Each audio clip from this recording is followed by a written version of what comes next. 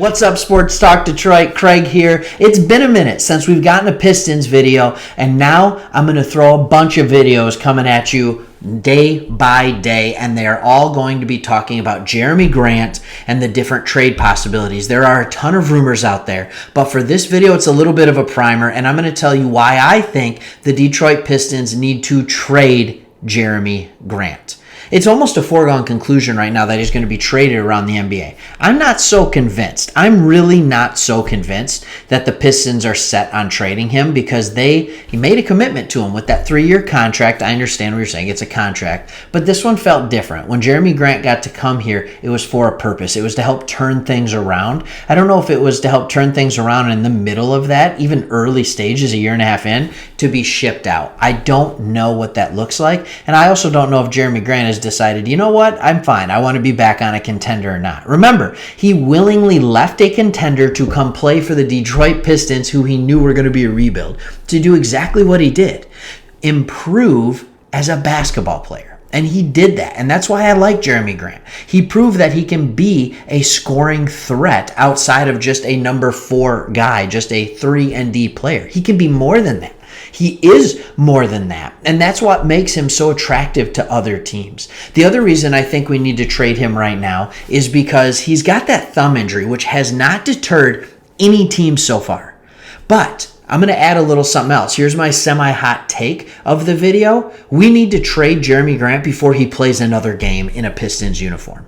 Right now, he has this ligament damage in his thumb. He's had the surgery. He's on a rehab right now. I think he's with the Motor City Cruise, and he's practicing and he's doing things.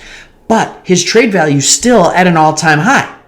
If he plays and he comes back for the Pistons, what's he going to do? He's either going to play like he did before, and the trade value is still at that high, or he's going to play bad. And the trade value plummets and teams start to worry about what they're going to get. And they're like, hey, is he going to be ready in order for us to make a run now? Because teams that are going after him want to make a run now, this year and next year. So that's a reason that I think we need to trade him. His value is an all-time high. Number 2 reason we need to trade him, I believe that he is stunting the growth of our younger players. You don't believe me? Okay, that's fine. How was Saddiq Bey playing this year when Jerami Grant was getting 35 minutes a game? Not too good, right? Oh, yeah, but it was a new ball and all that. Or they were playing Saddiq Bey at the 3 because Jerami had to play the 4. And Saddiq is a 4. He should be playing the power forward spot.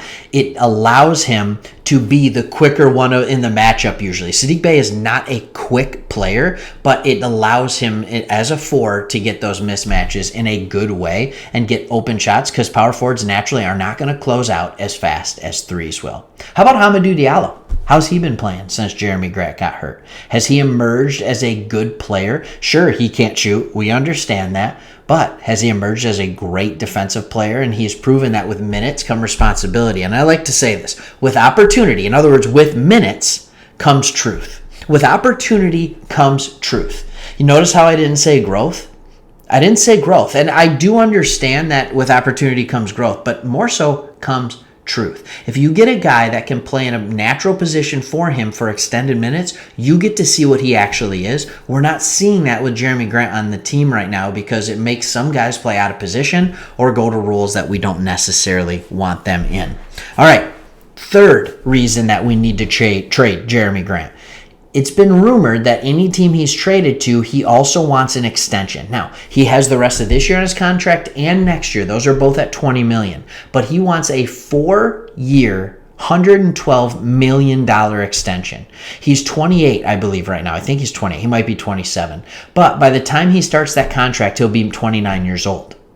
29, 30, 31, 32, maybe 33. I don't know what the math looks like. Do you want to be paying Jerami Grant that much money, close to $30 million a year, when he's 33 years old if you're the Detroit Pistons? That messes with the rebuild. That messes with being able to bring in veteran talent. I understand Jerami Grant could just be that veteran talent that's already there, but that's really expensive veteran talent. That's like Tobias Harris, right? And I put both of those guys in the same pattern. Everybody thinks Tobias Harris is a great player, but $30 million? I don't know about that. So what do we need in return? I don't want to just trade him for anything. We need to get a good return for Jerami Grant. So here is Craig's wish list here at Sports Talk Detroit. Number 1, we need a number 2/number 3 caliber player on a team with the opportunity for more.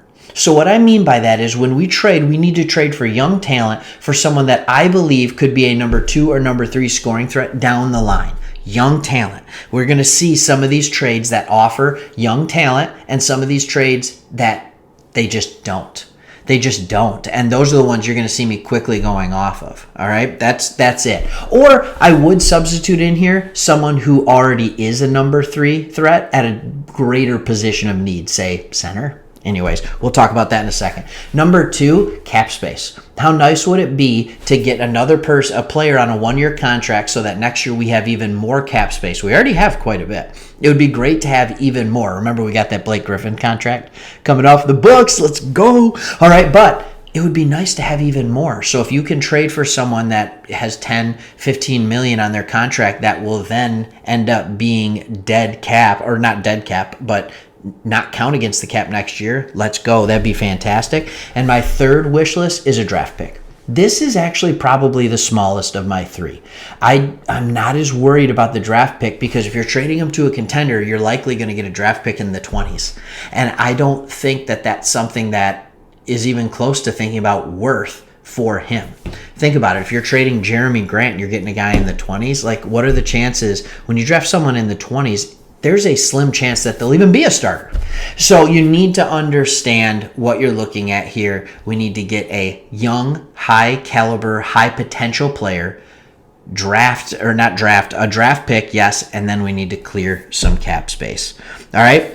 Again, I'd want to move quick on this. So tell me what you think. Do we want to trade Jerami Grant? And keep your eye out for more videos because we're going to start talking about what teams he could go to and what those trades can potentially look like. Who doesn't love trade rumors? All right, see you on the next one. Make sure you subscribe or leave a comment below.